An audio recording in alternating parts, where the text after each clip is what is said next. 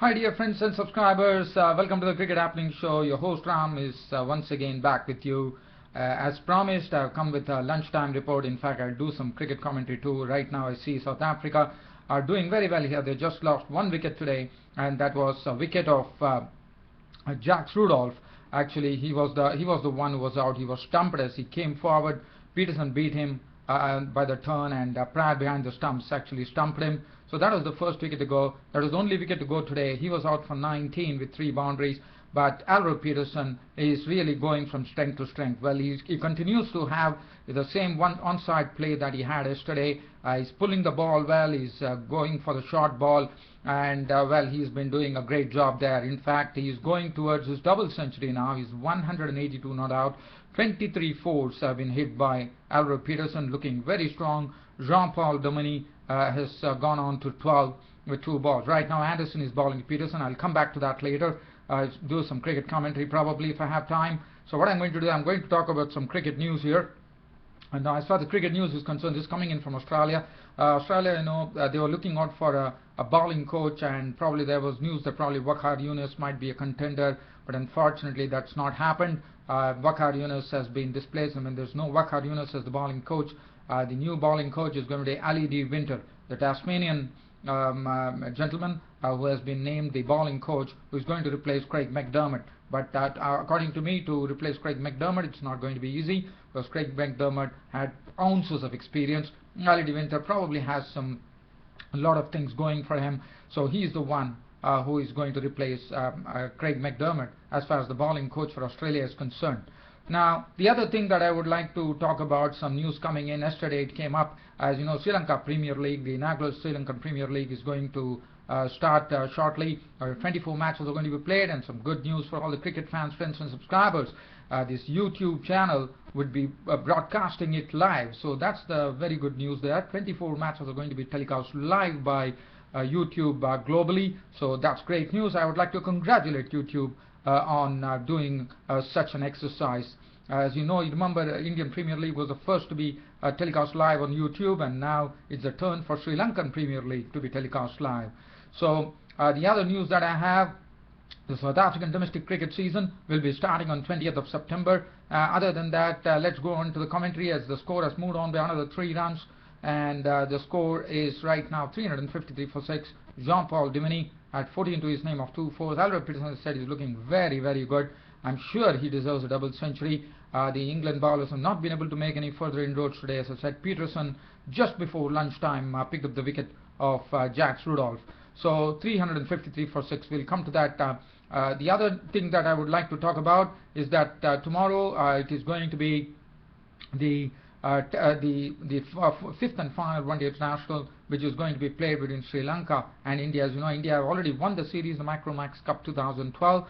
But what is going to be interesting to see is what are the experiments that India is going to do. Probably the persons who have not yet played any of the one-day matches might be given an opportunity, and also the big guns can actually rest and put all the youngsters into the fray. And for Sri Lanka, well, they would like to win this, and probably I mean, at least make it instead of making it 4-1, probably they will be in a position to probably win this and just even things out.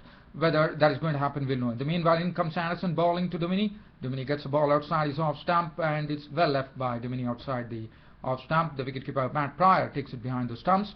As we continue this some cricket commentary, as I said, today I'm strapped for time today. Because I have some pending commitments, so that's the reason I come up with a very, very quick match report here, cricket happenings update today. And we also would look forward to the second day's play today, where West Indies would be resuming an 11 for no loss with Kieran Powell and Gale there. Gale probably was very quiet, he was very circumspect, probably the reason being he wanted to just play the day up, and they solved the 5 overs, and today I'm sure Chris Gale is going to explode. As you know, New Zealand put up a bad show yesterday, getting all out for 260. It's a batting pitch, and I'm sure West Indies would be eyeing a very, very big score here, so that they put the pressure on New Zealand, and they could actually win the series, which would be a great first for West Indies. After quite a long time, they would have got a Test series win, if at all they do it. Well, So just looking at it right now, we are still waiting for the bowlers to come in and bowl. Just waiting to see who is going to actually take the ball and bowl now.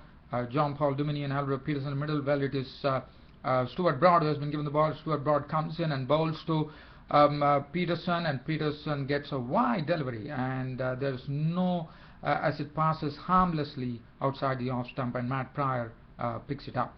So the score stays on 353 for 6. As I said, Albert Pietersen today has been doing a great job, and is really looking good for a century. We are I mean, there was a long discussion actually as far as the field placings were concerned just before this over from Broad. One does not know what was the real thinking going behind it, but one has to wait and watch. But the first delivery that Broad delivered to Pietersen was a wide delivery. In comes Broad, bowls to Pietersen. Pietersen just taps it away and wouldn't get any runs. So the score stays on 353 for 6.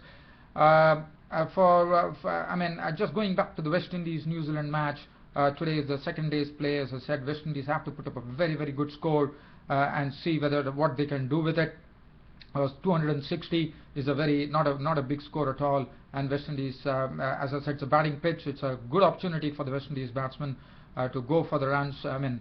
They can. I'm sure they would, with Gale in their ranks. 260 should definitely be usurped today itself, and probably West Indies would be in the lead.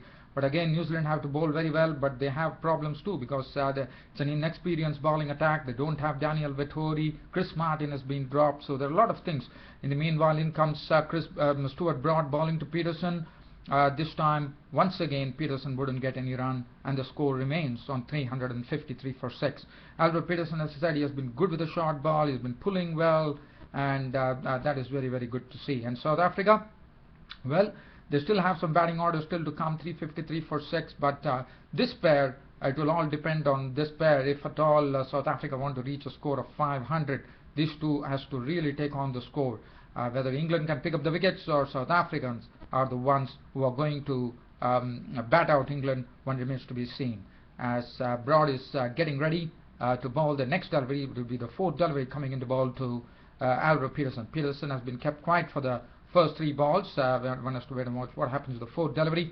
We are still waiting for the fourth delivery to be bowled by Stuart Broad, as he's just polishing the ball on his trousers, going back on the top of his bowling run-up, and waiting to bowl to Albert Pietersen, who is settling down right now. So we are still waiting as Broad comes in and bowls a beautiful delivery from Broad there. It's a beautiful away swinger from Stuart Broad, actually pitched on a length and moved away, and I would say tantalizingly close to the edge of the bat of Albert Pietersen. What a beautiful delivery from Stuart Broad. Absolutely a real a very peach of a delivery. Very lucky for Pietersen that he didn't get the edge. It was tantalizingly close to the edge of the bat of Albert Pietersen.